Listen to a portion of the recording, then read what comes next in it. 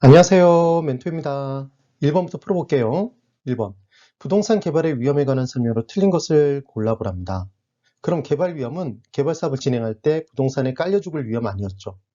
개발 사업을 통한 예상된 수익이 있을 때 예상된 수익이 예상된 대로 똑같이 실현되지 않을 확률이 위험이었네요. 크게 두 사람, 카드만과 워포드의 개발 위험을 꼭 기억해 두시라는 얘기를 했죠. 친구 셋이 카드만 치면, 도박만 하면 인간관계 파탄 나고 하우스 가서 도박해보면 물가 상승하고 라면 한 그릇에 2만 원 이런 식으로. 그 다음 자금이 부족해지는 사람이 생긴다. 돈을 잃었으니까. 그게 카드만의 개발 위험이었어요. 그래서 워퍼드의 개발 위험을 우리가 어떻게 기억했냐면 법으로 시비가 가려지지 않으면 법률적 위험, 시장 위험, 비용 위험 원한다 이렇게 기억했죠. 워퍼드 전쟁 난다. 그래서 1번 워퍼드의 개발 위험이라고 돼 있고 섞어놓을 수 있는데 얘는 법 시비가 많네요. 그때 시장 위험은 시장에서 안 팔릴 위험인 거죠. 그럼 가장 큰 위험은 개발 사업 다 진행했는데 시장에서 분양 임대가 안 돼요. 쫄딱 망하잖아요. 그래서 가장 큰 위험은 시장 위험이더라. 그래서 이 시장 위험을 줄이기 위해서 얼마만큼 과거에 그 해당 지역 시장에서 개발된 부동산이 흡수가 됐는지 분석했었죠. 흡수율 분석. 그럼 흡수율 분석을 하는 가장 큰 목적은 과거 1년간에 얼마만큼 잘 팔렸는지 팔리지 않았는지 그걸 따지고자 하는 게 아니라 과거의 분석을 통해 미래를 예측하고자 하는 거잖아요.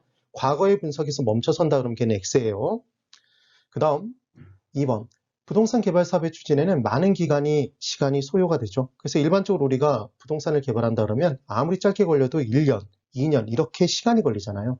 그럼 그 개발 사업 기간 동안에 시장성이 좋았는데 시장성이 나빠질 수도 있고 물가가 상승할 수도 있죠. 그래서 목재, 철근, 세멘 가격이 올라갈 수도 있잖아요.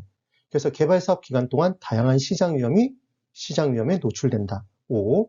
그래서 웬만하면 공사 기간을 단축하기 위해서 노력을 합니다. 그 다음 3번. 부동산 개발 사업의 진행 과정에서 행정의 변화에 의한 사업 인허가 지연 위험이 발생한대요. 그럼 이 부분에 뒷돈을 막 넣어준다고 해서 우리가 이 기간을 짧게 줄일 수 있나요? 그럴 수 없죠. 그러니까 시행사 또는 시공사가 얘를 스스로 관리할 수 없는 거예요. 행정의 변화는. 근데 스스로 관리할 수 있다고 해서 틀렸네요. 그래서 답은 3번입니다. 그 다음 4번. 법률 위험을 최소화하기 위해 이용계획이 확정된 토지를 구입하는 것이 유리하다 돼 있는데 맞죠? 그런데 이때 주의하실 건 이용계획이 확정된 토지를 구입하게 되면 이미 가격이 올라갈 대로 올라가 있다. 그래서 구입 비용이 증가되는 부담이 생기네요. 그래서 비싸다는 단점이 있더라. 그 다음 5번. 예측하기 어려운 시장의 불확실성은 부동산 개발 사업에 영향을 주는 시장 위험 요인에 해당한다. 맞죠? 그래서 시장이 불확실하니까 이때 예상했던 수익이 제대로 발생하지 않을 위험이 존재한다. 지금 그 얘기입니다. 그래서 1번은 3번. 그다음 2번. 토지 취득 방식에 따라 개발 방식을 분류할 때 다음에서 설명하는 개발 방식은 복잡한 내용 같지만 딱 두 가지만 기억하시면 되세요. 토지의 대규모 개발 사업을 진행할 때는 원 토지 소유권자의 토지를 먼저 사들이는 방식이 있어요. 얘를 매수 방식 또는 수용 방식이라는 표현을 씁니다. 토지를 수용한다 이런 표현 들어보셨죠? 그때 수용권을 행사해요. 그럼 정부가 수용권을 행사하게 되면 난 토지 수용되기 싫어요. 거부권을 행사할 수가 없는 거예요. 걔는 그냥 수용이 돼야 되는 겁니다. 그럼 원 토지 소유권자의 토지 소유권은 권리는 소멸되겠죠. 그럼 보통 토지 수용 절차가 이루어지는 지역을 보면 플랜카드가 걸려 있죠. 경축 수용인가요? 그게 아니라 수용 절대 불가. 그럼 절대 불가하다는 얘기가 아니라 뭘 더 달라는 얘기다? 보상금을 조금이라도 더 달라는 얘기였습니다. 그 내용. 그런데 이때 토지 가격이 싼 지역은 다 사들일 수 있을 거예요. 근데 토지 가격이 이미 높다라면 다 사들인다면 대규모의 공적 자금의 투입이 초기에 너무 많이 이루어지잖아요. 부담이 크니까 그때는 너희들 잠깐 나가 있어라. 2주비만 주고 나가 있으라고 얘기하고 개발을 하는 거죠. 그래서 원 토지 소유권자에게 개발된 토지를 돌려줄 때는 가치가 올라갔을 거니까 좀 더 좁은 면적으로 되돌려주는 방식이 있어요. 토지를 원 토지 소유권자에게 되돌려주더라. 되돌려주는 게 환이죠. 그래서 환지 방식이라는 표현을 썼었죠. 그 두 가지가 합쳐져 있는 게 혼합 방식입니다. 그럼 지금 택지가 개발되기 전 토지의 위치, 지목, 면적, 등급, 이용도 및 기타 사항을 고려하여 택지가 개발된 후 개발된 토지를 토지 소유자에게 재분배해 준대요. 그럼 재분배는 다시 되돌려주는 거잖아요. 무슨 방식? 환지 방식이다. 여기서 찾아내시란 얘기죠. 되셨죠? 그래서 도시개발사업에서 이 방식을 많이 활용한다. 맞습니다. 그리고 이 방식에 따라 개발된 토지의 재분배, 되돌려줄 때, 환지할 때, 설계 시, 평가식이나 면적식을 적용할 수도 있더라.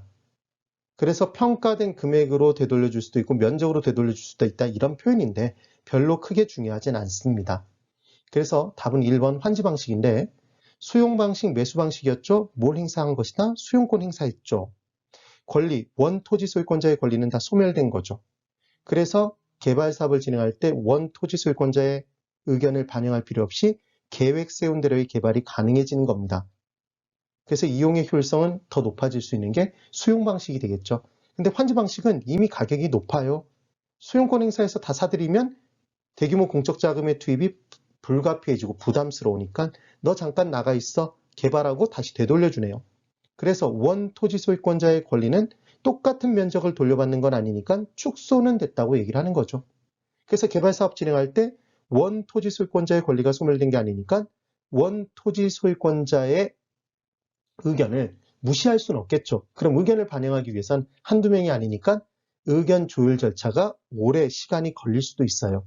그래서 이용의 효율성은 조금 떨어질 수도 있겠네요. 수용 방식보다는. 이 둘이 합쳐져 있는 게 혼합 방식입니다. 이렇게 들어보신 기억 정도가 있으면 돼요. 나중에 다시 한번 또 설명을 드릴 거예요. 2번은 1번입니다. 그 다음 3번. 부동산 개발 사업의 방식에 관한 설명 중 기업과 니은에 해당하는 것을 골라보랍니다. 근데 지금 이 부분이 개발론 부분에서 개발 사업 방식에서는 시험에 제일 잘 나왔던 내용이에요. 그럼 이 내용의 포인트는 뭐냐면 토지 소유주는 중요한 건 이겁니다. 토지 소유주는 땅을 가지고 있어요. 지금 토지를 갖고 있어요. 그런데 개발 사업의 능력이 없어요. 그럼 개발 사업을 진행할 수가 없겠죠. 그래서 토지 소유주가 개발 사업을 잘하는 개발업자에게 개발해달라고 맡기는 거죠, 토지를. 그래서 개발 사업을 다 누가 진행하냐면 이 개발업자가 맡아서 진행을 해요. 그래서 얘를 수탁자라는 표현을 쓰기도 합니다. 개발회사, 개발업자죠. 그럼 모든 개발 사업의 진행은 형식적으로 개발업자가 다 담당하는데 이 토지 소유주가 그 개발 사업의 지분을 전체적으로 다 갖는 거예요. 그럼 개발업자는 왜 개발해줬냐? 개발 수수료를 받기 위해서 해준 거죠. 이게 포인트입니다. 그런데 그 기간 중에, 개발 사업 기간 중에 개발 사업의 명의 자체를 누구 명의로 진행하느냐가 두 가지가 달라요. 그래서 이 부분을 꼭 구분을 해 두셔야 돼요. 그래서 사업 수탁 방식이라는 것과 암탁이 아니라 수탁입니다. 하지 말 걸 그랬죠. 그래서 토지 개발 신탁이라는 게 있는데 이 토지 개발 신탁은 토지 신탁 개발이라는 표현을 쓰기도 해요. 여기서 핵심 단어는 신탁입니다. 우리 민법 시간에 신탁 등기가 되면 소유권의 형식상 이전이 이루어지죠. 형식상 소유권 이전 등기가 돼요. 그래서 명의가 토지 소유자에게서 개발업자에게로 넘어갔겠죠. 사업 진행은 계속 개발업자가 하는 겁니다. 근데 개발 사업의 지분은 다 누가 갖는다? 토지 소유주가 갖는다고 그랬죠. 개발업자는 뭐만 받는다? 개발 수수료만 받았죠. 이게 토지 개발 신탁입니다. 그럼 사업 수탁 방식은 신탁이라는 단어 없잖아요. 그러니까 처음부터 끝까지 명의가 누구 명의로 진행되는 거다? 토지 소유주입니다. 그래서 사업 진행은 개발업자가 하지만 개발 사업의 지분도 토지 소유자가 다 누리는 거고 얘는 개발 수수료만 받는 건 똑같아요. 되셨나요? 이 개념이에요. 그럼 이 두 가지 방식 중에 토지 소유자 거라는 얘기를 했잖아요. 근데 지분이 지금 누구에게 넘어가 있는 게 있다? 명의가 개발업자에게 넘어가 있는 게 토지개발 신탁이죠. 그럼 이 경우에는 다시 토지 소유자에게로 명의 이전이 필요할 거잖아요. 토지개발 신탁은. 이 정도 개념만 기억해 두시면 됩니다. 그래서 MM으로 신탁이라는 단어가 딱 보이면 신탁 등기 형식상 소유권이 이전됐구나. 명의 이전이 됐네. 이렇게 꼭 기억을 해보시는 겁니다. 그럼 풀어볼까요? 그래서 명의가 이전됐다 그러면 누구에게 명의가 이전된 거다? 개발업자에게. 그래서 기억. 토지 소유자가 토지 소유권을 유지했대요. 그럼 명의 이전 안 됐죠. 신탁 들어가면 안 되겠네요. 그러니까 얘는 사업 위탁 방식이겠죠. 개발업자는 사업 시행에 따른 수수료만 받는 것. 그럼 사업 위탁 방식이 아닌 3, 4, 5번을 지우네요. 지분 갖는 거 아닙니다. 절대로 개발업자가. 그 다음 니은. 토지 소유자로부터 형식적인 소유권 이전을 받았대요. 신탁회사가. 그럼 얘는 신탁자가 들어간 거죠. 그러니까 신탁 개발 방식이 되는 겁니다. 그러면 이때 신탁회사를 수탁자 또는 개발업자라고도 한다. 기억해 두세요.